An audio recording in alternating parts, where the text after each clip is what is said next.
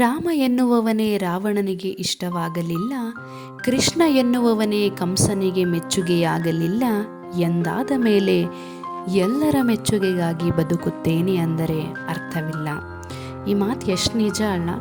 ನಾವು ನಮ್ಮ ಜೀವನದಲ್ಲಿ ನಾವು ಮೆಚ್ಚಿಸ್ತೀವಿ, ಇನ್ನೊಬ್ರನ್ನ ಮೆಚ್ಚೋಕ್ಕೋಸ್ಕರ ನಾವೇನೋ ಒಂದು ಮಾಡ್ತೀವಿ ಅಂದರೆ ಜೀವನ ತುಂಬಾ ಕಷ್ಟ ಆಗುತ್ತೆ, ಅದು ಅಸಾಧ್ಯ ಕೂಡ. ಹೇಗಿದ್ದೀರಾ ಎಲ್ಲರೂ? Welcome back to Tejas Raj vlog. ಇವತ್ತು ನಾನು ನನ್ನ ಈವ್ನಿಂಗ್ ರೂಟೀನ್ ಹೇಗಿರುತ್ತೆ ಅನ್ನೋದನ್ನು ತೋರಿಸೋದಕ್ಕೋಸ್ಕರ ಇವತ್ತಿನ ವ್ಲಾಗ್ನ ನಾನು ಸ್ಟಾರ್ಟ್ ಮಾಡಿದ್ದೀನಿ. ಇವತ್ತು ಸ್ಕೂಲಿಂದ ಬಂದ ತಕ್ಷಣವೇ ನನ್ನ ಲಂಚ್ ಬಾಕ್ಸ್ ಏನಿರುತ್ತೆ ಅದನ್ನೆಲ್ಲದನ್ನು ಸಿಂಕ್ ಒಳಗಡೆ ಹಾಕಿ ಅದಾದಮೇಲೆ ಫ್ರೆಶ್ ಅಪ್ ಆಗಿಬಿಟ್ಟು ಬಂದು ನೀರನ್ನ ಕುಡಿತಾ ಇದ್ದೀನಿ. ನಮ್ಮ ಬಾಡಿನ ಹೈಡ್ರೇಟ್ ಆಗಿರೋದು ತುಂಬಾ ಒಳ್ಳೆಯದು. ನಾವು ಎಷ್ಟೇ ಬ್ಯುಸಿಯಾಗಿರ್ಬೋದು ಮಾರ್ನಿಂಗ್ ಟು ಈವ್ನಿಂಗು, ಬಟ್ ನಾವು ನೀರನ್ನು ಕುಡಿಯೋದು ಅಷ್ಟೇ ಇಂಪಾರ್ಟೆಂಟು. ನಮ್ಮ ಬಾಡಿ ಯಾವಾಗಲೂ ಸಹ ಹೈಡ್ರೇಟ್ ಆಗೇ ಇರಬೇಕು. ಹಾಗಾಗಿ ನಾವು ನೀರನ್ನು ಕುಡಿಯೋದನ್ನು ಮಿಸ್ ಮಾಡಲೇಬಾರ್ದು. ಹಾಗಾಗಿ ನಾನು ಕಂಪಲ್ಸರಿ ಡೈಲಿ 3 ಲೀಟರ್ಸ್ ಆದ್ರೂ ನೀರು ಕುಡಿತೀನಿ. ನಾನು ಕಡಿಮೆ ಅಂದರೂ 3 ಲೀಟರ್ಸ್ ಕುಡಿತೀನಿ. ಆಗಾಗ ಫ್ರೀಕ್ವೆಂಟಾಗಿ ಕುಡಿತಾ ಇರ್ತೀನಿ. ಸೊ ಹಾಗಂತ ತುಂಬ ಏನು ಕುಡಿಯೋಲ್ಲ, ನಮ್ಮ ಬಾಡಿಗೆ ಎಷ್ಟು ಬೇಕೋ ಅಷ್ಟನ್ನು ಕುಡಿತೀನಿ. ಮಿನಿಮಮ್ 3 ಲೀಟರ್ಸ್ ಕುಡಿಲೇಬೇಕು. ನಾನು ಅದನ್ನು ಫಾಲೋ ಮಾಡ್ತೀನಿ. ನೀವು ಕೂಡ ಖಂಡಿತ ಮಿಸ್ ಮಾಡದೆ ಫಾಲೋ ಮಾಡಿ, ನೀವು ಎಷ್ಟೇ ಬಿಸಿ ಇದ್ರೂ. ಅದಾದಮೇಲೆ ನನ್ನ ಮಗ ಏನಾದರೂ ತಿನ್ನೋದಕ್ಕೆ ಕೊಡಿ ಅಂತ ಹೇಳಿ ಕೇಳಿದ್ದಕ್ಕೆ ಮನೆಯಲ್ಲಿ ಸಂಕ್ರಾಂತಿ ಹಬ್ಬದ್ದು ಎಳ್ಳು ಬೆಲ್ಲ ಇತ್ತಲ್ಲ, ಅದನ್ನೇ ಕೊಡೋಣ ಅಂತ ಹೇಳಿ ಕೊಡ್ತಾಯಿದ್ದೀನಿ. ಈ ಒಂದು ಸೀಸನಲ್ಲಿ ಎಳ್ಳನ್ನು ತಿನ್ನೋದು ನಮ್ಮ ಬಾಡಿಗೆ ತುಂಬಾ ಒಳ್ಳೆಯದು. ಅದಾದಮೇಲೆ ಸ್ವಲ್ಪ ಇಲ್ಲಿ ಆಯಿಲ್ ಸ್ಟೇನ್ಸ್ ಇತ್ತು ಒಂದು ಕಬೋರ್ಡ್ ಮೇಲೆಲ್ಲ. ಈಗ ಒಗ್ಗರಣೆ ಎಲ್ಲ ಹಾಕ್ತೀವಲ್ಲ, ಆಗ ಆಯಿಲೆಲ್ಲ ಏನಾದರೂ ಸಿಡಿದು ಅಂದರೆ ನೀರು ಕಂಟೆಂಟ್ ಏನಾದರೂ ಒಂದು ಪಾತ್ರೆನಲ್ಲಿದ್ದರೆ ಆಯಿಲ್ ಹಾಕಿ ನಾವು ಬಿಸಿ ಮಾಡಿದಾಗ ಏನಾಗುತ್ತೆ ಸಿಡಿಯುತ್ತಲ್ಲ, ಆ ಸ್ಟೇನ್ಸ್ ಎಲ್ಲ ಇತ್ತು. ಅದನ್ನೆಲ್ಲ ಕ್ಲೀನ್ ಮಾಡಿದ್ದಾದಮೇಲೆ ಇಲ್ಲಿ ಅತ್ತೆ ಬಟ್ಟೆನೆಲ್ಲ ಮಡಿಸಿ ಕೊಡ್ತಾಯಿದ್ರು. ನಾನು ಅದನ್ನೆಲ್ಲ ಅದ್ರ ಜಾಗಕ್ಕೆ ಇಟ್ಬಿಡೋಣ ಅಂತ ಹೇಳಿ ಇಡ್ತಾಯಿದ್ದೀನಿ.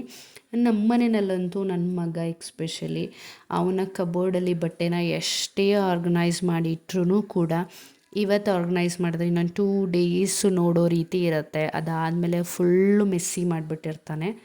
ಅದ್ರ ಜೊತೆಗೆ ಈವನ್ ನಾವು ಕೂಡ ವರ್ಕಿಂಗ್ ಆಗಿರೋದ್ರಿಂದ ಏನಾಗುತ್ತೆ ಅಂತಂದರೆ ಮಾರ್ನಿಂಗ್ ಹೋಗೋ ಹರಿಬರಿನಲ್ಲಿ ಕೆಲವು ಟೈಮು ಸೊ ಹೇಗಂದ್ರೆ ಹಾಗೆ ಇಟ್ಬಿಟ್ಟಿರ್ತೀವಿ. ಬಟ್ ನಮ್ಮದು ಓಕೆ, ದೊಡ್ಡವ್ರದ್ದೆಲ್ಲ ಏನಾಗುತ್ತೆ ಅಟ್ಲೀಸ್ಟು ಒಂದು ಆರ್ಗನೈಸ್ ಮಾಡಿ 1 ಮಂತು 2 ಮಂತ್ಸ್ವರೆಗೂ ನೋ ಪ್ರಾಬ್ಲಮ್, ನೆಕ್ಸ್ಟ್ ಆರ್ಗನೈಸ್ ಮಾಡ್ಕೋಬೋದು ಆರಾಮಾಗಿ. ಬಟ್ ಮಕ್ಕಳದಂತೂ ವೀಕ್ಲಿ ಒನ್ಸ್ ಆರ್ಗನೈಸ್ ಮಾಡಿದ್ರು ಅದು ಕಡಿಮೆನೇ, ಅಷ್ಟು ಮೆಸ್ಸಿ ಮಾಡ್ಕೊಬಿಡ್ತಾರೆ ಮನೆಯಲ್ಲಿ ಮಕ್ಕಳು. ನನ್ನ ಮಗ ಎಕ್ಸ್ಪೆಷಲಿ ಹಾಗೇ. ನಿಮ್ಮ ಮನೆಯಲ್ಲೂ ಕೂಡ ಮಕ್ಕಳು ಹೀಗೇನಾ? ನನಗೆ ಕಮೆಂಟ್ ಮೂಲಕ ತಿಳಿಸಿ ಆಯಿತಾ. ಅದಾದಮೇಲೆ ನಾನಿಲ್ಲಿ ಬೇಗ ಬಟ್ಟೆಗಳನ್ನೆಲ್ಲ ಅದ್ರ ಜಾಗಕ್ಕೆ ಸೇರಿಸ್ಬೇಕಾಗಿರೋ ಜಾಗಕ್ಕೆಲ್ಲ ಸೇರಿಸ್ಕೊಡ್ತಾಯಿದ್ದೀನಿ. ಸೇರಿಸಿದಾದ್ಮೇಲೆ ನೆಕ್ಸ್ಟ್ ನಾನಿಲ್ಲಿ ಟೀ ಮಾಡೋದಿದೆ, ಯಾಕೆಂದರೆ ಆಲ್ರೆಡಿ ಟೈಮ್ ಆಗೋಗ್ಬಿಟ್ಟಿತ್ತಲ್ಲ. ನಾನು ಈವ್ನಿಂಗ್ ಬರೋದೇ ಒಂದು 5:30, ಬೇಗ ಅಂದರೆ ಆಗುತ್ತೆ 5:30, ಇಲ್ಲಾಂದರೆ ಸ್ವಲ್ಪ 6:15 ಆಗಿಬಿಡತ್ತೆ. ಸೊ ಹಾಗಾಗಿ ಬಂದ ತಕ್ಷಣ ಈಗ ಹಾಲನ್ನು ಕಾಯೋದಕ್ಕೆ ಇಡಬೇಕಾಗಿತ್ತು. ಸೊ ಹಾಲನ್ನ ಕಾಯೋದಕ್ಕೆ ಇಡೋಣ ಅಂತ ಹೇಳಿ ಫ್ರಿಡ್ಜಿಂದ ಹಾಲನ್ನೆಲ್ಲ ತೊಗೊಬಂದು ಕಾಯೋದಕ್ಕೆ ಇಟ್ಕೊತಾ ಇದ್ದೀನಿ. ಯೂಶ್ವಲಿ ನಮ್ಮ ಮನೆಯಲ್ಲಿ ನಾವೇನು ಪ್ಯಾಕೆಟ್ ಹಾಲನ್ನ ಬಳಸೋದಿಲ್ಲ, ನಾವಿಲ್ಲೇ ಹಾಲನ್ನು ಹಾಕಿಸ್ಕೊತೀವಿ. 1 ಲೀಟರ್ ಹಾಲನ್ನು ಅದನ್ನೇ ಬೆಳೆಸ್ಕೊತೀವಿ ನಾವು. ಅದರಿಂದ ಯಾಕೆಂದರೆ ಕೆನೆನ ತೆಗೆದು ತುಪ್ಪನೂ ಸಹ ಮಾಡ್ಕೋಬೋದು ಅಂತ, ತುಂಬ ಚೆನ್ನಾಗಿ ಬರುತ್ತೆ. ನಿಮ್ಗೆ ತೋರಿಸಿದ್ದೀನಿ ನಾನು ನನ್ನ ವ್ಲಾಗ್ನಲ್ಲಿ, ನೋಡಿಲ್ಲ ಅಂದರೆ ಒಂದು ಸಲ ಹೋಗಿ ನೋಡಿ. ಅದಾದಮೇಲೆ ಟೀಗೆ ಹಾಲನ್ನು ಬಿಸಿಗಿಟ್ಟು 2 ಲವಂಗ ಮತ್ತು 2 ಚಕ್ಕೆನ ಬಳಸಿದ್ದೀನಿ. ಅದನ್ನು ನೀಟಾಗಿ ಕುಟ್ಟಿ ಪುಡಿ ಮಾಡ್ಕೊತಾ ಇದ್ದೀನಿ. ಇವತ್ತು ನಾನು ಇದನ್ನು ಬಳಸಿ ಒಂದು ಸ್ಪೆಷಲ್ ಟೀನ ಮಾಡ್ತಾಯಿದ್ದೀನಿ. ಹಾಗಾಗಿ ಮತ್ತು 1.5 ಸ್ಪೂನಷ್ಟು ಟೀ ಪೌಡರ್ನ ತೊಗೊಂಡಿದ್ದೀನಿ. ನೀವು ಯಾವ್ದು ಬೇಕಾದರೂ ತೊಗೋಬೋದು, ಒಳ್ಳೆ ಬ್ರ್ಯಾಂಡಿದ್ದೇ ತೊಗೊಳ್ಳಿ, ಚೆನ್ನಾಗಿರುತ್ತೆ. ಈಗ ಹಾಲನ್ನು ಇಟ್ಟಿದ್ನಲ್ಲ, ಹಾಲು ಬಿಸಿ ಆದಮೇಲೆ ನಾವು ಕುಟ್ಟಿ ಪುಡಿ ಮಾಡಿಕೊಂಡಿರುವಂಥ ಏಲಕ್ಕಿ ಮತ್ತು ಚಕ್ಕೆ ಅದು ಸ್ವಲ್ಪ ಬಿಸಿ ಆದಮೇಲೆ ನೆಕ್ಸ್ಟು ಇಲ್ಲಿ ಟೀ ಪೌಡರ್ನ ಸೇರಿಸ್ಕೊತಾ ಇದ್ದೀನಿ. ಟೀ ಪೌಡರ್ನ ಸೇರಿಸ್ಕೊಂಡು ನೀಟಾಗಿ ಮಿಕ್ಸ್ ಮಾಡ್ಕೋಬೇಕು. ಇವತ್ತು ನಾನು ನಿಮಗೆ ಚಾಕ್ಲೇಟ್ ಟೀನ ತೋರಿಸ್ತಾ ಇದ್ದೀನಿ. ಇದು ತುಂಬಾ ರಿಫ್ರೆಶಿಂಗ್ ಮತ್ತು ತುಂಬಾ ಚೆನ್ನಾಗಿ ಅನಿಸುತ್ತೆ ಇದೊಂದು ಟೀನ ಕುಡಿದ್ರೆ. ಹಾಗಾಗಿ ನನಗಂತೂ ಇದು one of the favourite tea ಅಂತ ಹೇಳ್ಬೋದು. ಅಟ್ಲೀಸ್ಟ್ ನಾನು ಆಗಾಗ ಮಾಡ್ಕೊಂಡು ಕುಡಿತಾ ಇರ್ತೀನಿ. ನನಗೇನಾದರೂ ಕುಡಿಬೇಕು ಅನಿಸ್ದಾಗ, ಏನಾದರೂ ಚಾಕ್ಲೇಟ್ ಕ್ರೇವಿಂಗ್ ಬಂದಾಗಂತೂ ಮಿಸ್ ಮಾಡದೆ ನಾನು ಮಾಡ್ಕೊಂಡು ಕುಡಿತೀನಿ. ಅದಾದಮೇಲೆ ನಾನಿಲ್ಲಿ 1.5 ಸ್ಪೂನಷ್ಟು ಸಕ್ಕರೆನ ಸೇರಿಸ್ಕೊತಾ ಇದ್ದೀನಿ. ಬೆಲ್ಲನೂ ಸಹ ಸೇರಿಸ್ಕೋಬೋದು. ಇವತ್ತು ನಾನು ಸಕ್ಕರೆನೇ ಸೇರಿಸ್ಕೊತಾ ಇದ್ದೀನಿ. ಅದಾದಮೇಲೆ ನಾನಿಲ್ಲಿ ಒಂದು ಸ್ವಲ್ಪ ಕೋಕೋ ಪೌಡರ್ನ ಬಳಸ್ಕೊತಾ ಇದ್ದೀನಿ.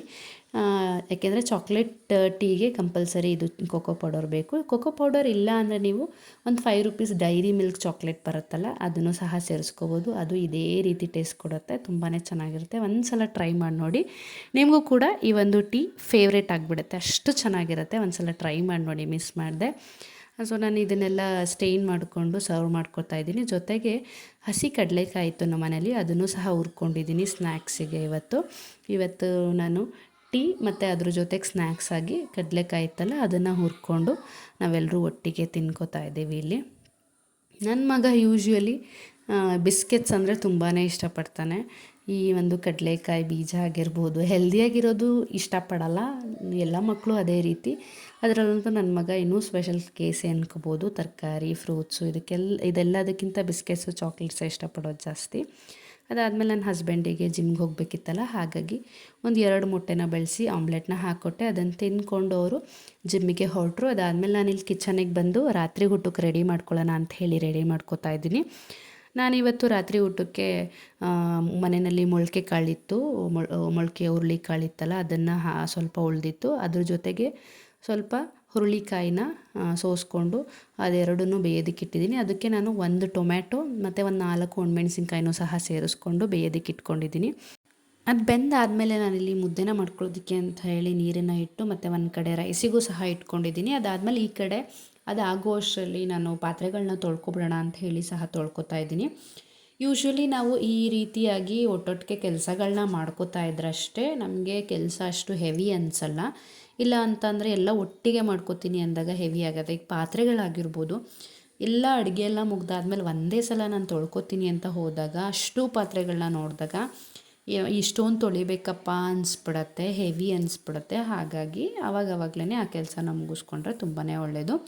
ಈಗ ಕಾಳೆಲ್ಲ ಬೆಂದಿತ್ತಲ್ಲ, ಬೆಂದಾದಮೇಲೆ ಅದರಲ್ಲಿರೋ ನೀರನ್ನೆಲ್ಲ ಬಸ್ಕೋತಾ ಇದ್ದೀನಿ. ನಾನು ಯೂಶ್ವಲಿ ಇದೇ ರೀತಿ ಬಸ್ಕೋತೀನಿ, ಸಪ್ರೇಟ್ ಪಾತ್ರೆ ಒಳಗೆಲ್ಲ ಏನು ಹಾಕ್ಕೊಳ್ಳಲ್ಲ. ಬಸಿಯೋ ಪಾತ್ರೆ ಇರುತ್ತಲ್ಲ ಇದೆ, ಬಟ್ ಅದನ್ನು ಯೂಸ್ ಮಾಡಲ್ಲ. ಯಾಕೆ ಅಂತ ಅಂದರೆ ಅದು ಒಂದು ಪಾತ್ರೆ ಬೀಳುತ್ತಲ್ಲಪ್ಪ ಅನ್ನೋ ಒಂದು ಟೆನ್ಷನ್ ಅಷ್ಟೇ ನನಗೆ. ಇಲ್ಲಿ ಯೂಶ್ವಲಿ ನಮಗೆ ಎಷ್ಟು ಕಡಿಮೆ ಪಾತ್ರೆಗಳನ್ನು ಬಳಸ್ತೀವಿ, ನಮಗೆ ಅಷ್ಟು ಕಂಫರ್ಟ್ ಆಗಿರುತ್ತೆ. ಇಲ್ಲ ಅಂತಂದರೆ ಪಾತ್ರೆಗಳು ಜಾಸ್ತಿ ಆದರೆ ಹಿಂಸೆ ಆಗುತ್ತೆ ನೋಡಿ. ಇಲ್ಲಿ ಅದಾದಮೇಲೆ ನಾನಿಲ್ಲಿ ಒಂದು ಮಿಕ್ಸಿ ಜಾರಿಗೆ ಬೇಯಿಸ್ಕೊಂಡಿದ್ದಂತಹ ಒಂದು ಟೊಮ್ಯಾಟೊ, ಒಂದು 4 ಒಣಮೆಣಸಿನ್ಕಾಯಿ, ಒಂದು 5ರಿಂದ 6 ಇಳುಕು ಬೆಳ್ಳುಳ್ಳಿ ಮತ್ತು ಒಂದು ಸ್ವಲ್ಪ ಕೊತ್ತಂಬರಿ ಸೊಪ್ಪನ್ನು ತೊಗೊಂಡಿದ್ದೀನಿ. ಅದಾದಮೇಲೆ ನಾನಿಲ್ಲಿ ಇದಕ್ಕೆ ಒಂದು ಅರ್ಧ ಸ್ಪೂನಷ್ಟು ಜೀರಿಗೆ ಬಳಸ್ಕೊತಾ ಇದ್ದೀನಿ. ಅರ್ಧ ಸ್ಪೂನಷ್ಟು ಜೀರಿಗೆ ಸಾಕಾಗುತ್ತೆ. ಜಾಸ್ತಿ ಬೆಳೆಸ್ಕೊಂಡ್ರೆ ಏನಾಗುತ್ತೆ, ಜೀರಿಗೆ ಕಹಿ ಆಗಿಬಿಡತ್ತೆ. ಹಾಗಾಗಿ ಜಾಸ್ತಿ ಬೆಳೆಸ್ಕೋಬೇಡಿ, ಸ್ವಲ್ಪ ಹಾಕ್ಕೊಳ್ಳಿ. ಅದಾದಮೇಲೆ ನಾನಿಲ್ಲಿ ಒಂದು 3ರಿಂದ 4 ಕಾಳಷ್ಟು ಮೆಣಸನ್ನು ತೊಗೊಂಡಿದ್ದೀನಿ ಅಷ್ಟೇ. ಮೆಣಸನ್ನು ಹಾಕಿದ್ರೆ ಯೂಶ್ವಲಿ ಸಪ್ಪೆಸರಿಗೆ ಒಂದು ಒಳ್ಳೆ ಫ್ಲೇವರ್ ಕೊಡುತ್ತೆ. ಅಂದರೆ ಹಳ್ಳಿ ಸೈಡಲ್ಲಿ ಮಾಡ್ತಾರಲ್ಲ ಆ ರೀತಿ ಫ್ಲೇವರ್ ಕೊಡುತ್ತೆ. ಹಾಗಾಗಿ ಅದಾದಮೇಲೆ ನಾವಿಲ್ಲಿ ಏನು ಕಾಳನ್ನು ಬೇಯಿಸ್ಕೊಂಡಿದ್ವಿ ಆ ಕಾಳು ಮತ್ತು ಸ್ವಲ್ಪ ಮತ್ತು ನೀರಿತ್ತಲ್ಲ ಬಸ್ಕೊಂಡಿರೋದು, ಆ ನೀರನ್ನು ಸಹ ಸೇರಿಸ್ಕೊಂಡು ನುಣ್ಣಗೆ ಗ್ರೈಂಡ್ ಮಾಡ್ಕೋಬೇಕು. ಇದು ತರಿ ಮಾಡ್ಕೋಬೇಡಿ ಯಾವುದೇ ಕಾರಣಕ್ಕೂ. ನುಣ್ಣಗೆ ಗ್ರೈಂಡ್ ಮಾಡಿಕೊಂಡ್ರೆ ತುಂಬಾ ಚೆನ್ನಾಗಾಗತ್ತೆ ಇದು. ಹಾಗಾಗಿ ಈ ರೀತಿಯಾಗಿ ನುಣ್ಣಗೆ ಗ್ರೈಂಡ್ ಮಾಡ್ಕೊಳ್ಳಿ. ಗ್ರೈಂಡ್ ಮಾಡ್ಕೊಂಡಿದ್ದಾದಮೇಲೆ ಮಿಕ್ಸಿ ಜಾರ್ ಒಳಗಡೆನೇ ನೀವು ನೀರಿರತ್ತಲ್ಲ ಅದು ಬಸ್ಕೊಂಡಿರೋದು ಅದನ್ನು ಸಹ ಸೇರಿಸ್ಕೊಂಡು ಮಿಕ್ಸಿ ಜಾರನ್ನು ಕ್ಲೋಸ್ ಮಾಡಿ ನೀಟಾಗಿ ಸ್ವಲ್ಪ ಕುಲುಕ್ಸ್ಬಿಟ್ಟು ಹಾಕಿದ್ರೆ ಅದರಲ್ಲಿರುವಂಥ ಮಸಾಲೆ ಎಲ್ಲದನ್ನು ಬಂದುಬಿಡುತ್ತೆ. ಅದರಲ್ಲಿ ಮಸಾಲೆ ಎಲ್ಲ ಉಳ್ಕೊಳ್ಳಲ್ಲ. ಇಲ್ಲ ಅಂತ ಅಂದರೆ ಮಸಾಲೆ ಎಲ್ಲ ಉಳ್ಕೊಬಿಡುತ್ತೆ, ಸುಮ್ಮನೆ ವೇಸ್ಟ್ ಆಗುತ್ತೆ. ಹಾಗಾಗಿ ಈ ರೀತಿ ಮಾಡ್ಕೋತಾ ಇದ್ದೀನಿ ನಾನು. ಈ ರೀತಿ ಮಾಡ್ಕೊಂಡು ನೀಟಾಗಿ ಒಂದು ಸಲ ಮಿಕ್ಸ್ ಮಾಡ್ಕೊಳ್ಳಿ. ನಾನು ಇದಕ್ಕೆ ಒಗ್ಗರಣೆ ಅಥವಾ ಬಿಸಿ ಮಾಡೋದು ಏನೂ ಮಾಡಲ್ಲ. ಇದನ್ನು ಇಷ್ಟೇ, ಇದ್ರ ನೆಕ್ಸ್ಟ್ ಇನ್ನೇನೂ ಇಲ್ಲ. ಇದನ್ನು ಹೀಗೇ ಸರ್ವ್ ಮಾಡ್ಕೊಳ್ಳೋದು. ಇದನ್ನು ನಾವು 2 ಡೇಸು ಅಥವಾ 1 ಡೇಸ್ ಏನೂ ಇಟ್ಕೊಳ್ಳೋಕ್ಕಾಗಲ್ಲ. ಯಾಕೆಂದರೆ ಇದು ಕಾಯಿಸಲ್ವಲ್ಲ, ಹಾಗಾಗಿ ಅಳಿಸೋಗ್ಬಿಡುತ್ತೆ. ಹಾಗಾಗಿ ಇದನ್ನು ನೆಕ್ಸ್ಟ್ ಬಳಸ್ಕೊಳ್ಳೋಕೆ ಬರಲ್ಲ. ಅದಾದಮೇಲೆ ನಾನಿಲ್ಲಿ ಒಂದು ಬಾಣಲಿನ ಬಿಸಿಗಿಟ್ಟು ಅದಕ್ಕೆ ಎಣ್ಣೆನ ಹಾಕಿ ಸ್ವಲ್ಪ ಬಿಸಿ ಆದಮೇಲೆ ಎಣ್ಣೆ, ಸಾಸಿವೆ, ಒಂದು 4 ಹಸಿಮೆಣಸಿನ್ಕಾಯಿ ಮತ್ತು ಒಂದು ಈರುಳ್ಳಿನ ಸಣ್ಣ ಕಟ್ ಮಾಡಿ ಹಾಕ್ಕೊಂಡಿದ್ದೀನಿ. ಮತ್ತು ಅದಕ್ಕೆ ನಾನೇನು ಬೇಯಿಸಿಟ್ಕೊಂಡಿದ್ದೆ ಕಾಳಿತ್ತಲ್ಲ ಅದನ್ನು ಸಹ ಸೇರಿಸ್ಕೊಂಡು ಸ್ವಲ್ಪ ತೆಂಗಿನ ತುರಿನೂ ಹಾಕ್ಕೊಂಡು ನೀಟಾಗಿ ಈ ರೀತಿಯಾಗಿ ಮಿಕ್ಸ್ ಮಾಡ್ಕೊತಾ ಇದ್ದೀನಿ ಅಷ್ಟೇ. ಈ ರೀತಿ ಮಿಕ್ಸ್ ಮಾಡಿಕೊಂಡ್ರೆ ರೆಡಿ ಆಗಿಬಿಡತ್ತೆ. ನೀವು ಅಂದ್ಕೋತಾ ಇರ್ಬೋದು ಈ ವಿಡಿಯೋನ ನೋಡಾದ್ಮೇಲೆ ಇದೇನಿದು ನಾರ್ಮಲ್ ರೆಸಿಪಿನೇ ತೋರಿಸಿದ್ದಾರೆ, ಇದೆಲ್ಲ ನಮಗೆ ಗೊತ್ತಿರೋದೇ ಅಲ್ವಾ ಅಂತ ಹೇಳಿ. ಇವತ್ತಿನ ನನ್ನ ಉದ್ದೇಶ ಆಗಿದ್ದು ಜಸ್ಟ್ ಈವ್ನಿಂಗ್ ರೂಟೀನ್ ಹೇಗಿರುತ್ತೆ ಈ ವರ್ಕಿಂಗ್ ವುಮೆನ್ದು ಅಂತ ಹೇಳಿ ತೋರಿಸೋದಷ್ಟೇ ಆಗಿತ್ತು. ಹಾಗಾಗಿ ನಾನು ಏನನ್ನು ಮಾಡ್ಕೊಂಡಿದ್ದೆ ರಾತ್ರಿ ಊಟಕ್ಕೆ ಅದನ್ನಷ್ಟೇ ನಿಮ್ಮ ಜೊತೆ ಶೇರ್ ಮಾಡ್ಕೊತಾ ಇದ್ದೀನಿ, ಏನೂ ಅಂದ್ಕೋಬೇಡಿ. ಅದಾದಮೇಲೆ ಮುದ್ದೆ ಎಲ್ಲ ಮಾಡಿ ಆದಮೇಲೆ ಎಲ್ಲರೂ ಒಟ್ಟಿಗೆ ಊಟಕ್ಕೆ ಕೂತಿದ್ದೀವಿ. ನನ್ನ ಮಗನ ಊಟಕ್ಕೆ ಕೂರಿಸೋದು ಕನ್ವಿನ್ಸ್ ಮಾಡೋದಕ್ಕೆ ತುಂಬಾ ಕಷ್ಟ ಆಯಿತು. ಯಾಕೆ ಅಂತಂದರೆ ಮಕ್ಕಳಿಗೆ ಈ ಥರ ಸಪ್ಪೆ ಸಾರು ಅದೆಲ್ಲ ಅಷ್ಟು ಇಷ್ಟ ಆಗಲ್ಲ. ಹಾಗಾಗಿ ಹೇಗಿತ್ತು ಇವತ್ತಿನ ನನ್ನ ವ್ಲಾಗ್? ಸೊ ನಿಮಗೆ ಏನಾದರೂ ಸ್ವಲ್ಪನಾದರೂ ಇವತ್ತಿನ ನನ್ನ ವ್ಲಾಗ್ ಇಷ್ಟ ಆಗಿದ್ದರೆ ಎಲ್ಲರೂ ಒಂದು ಲೈಕ್ ಮಾಡಿ, ಶೇರ್ ಮಾಡಿ, ಸಬ್ಸ್ಕ್ರೈಬ್ ಮಾಡಿ, ನಿಮ್ಮ ಫ್ಯಾಮಿಲಿ ಫ್ರೆಂಡ್ಸಿಗೆಲ್ಲ ಶೇರ್ ಮಾಡಿ. ಇವತ್ತಿಗಿಷ್ಟೇ, ಸಿಗೋಣ ಮತ್ತೆ. ಬಾಯ್.